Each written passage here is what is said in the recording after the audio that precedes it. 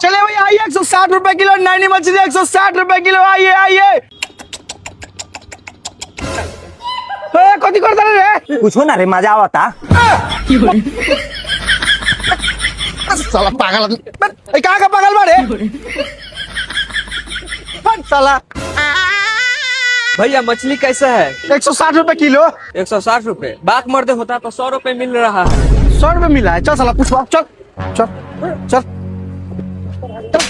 तो भाई 100 रुपए किलो मछली का हो। हाँ हाँ कौन गरई। साला गोराई में नैनी में तेरा फर्क नहीं पड़ा। चल चल चल। अरे साला रे रस मछली लेनी है तो तू कथी देले कस के मेरे देखता। अरे साला लाल मुझे नहीं कस के ले बारे साला हम तो मछली दे रही है। हम मोबाइल दिखाई बनी हम कस के ले बनी साले। भैया मछली लेना है। देखिए यही मछली है। अरे भाई ये तो मरल मछली है। अरे मरा हुआ नहीं है 300 रुपए किलो आपको लग जाएगा। एकदम सोकर माल है समुद्र का माल है।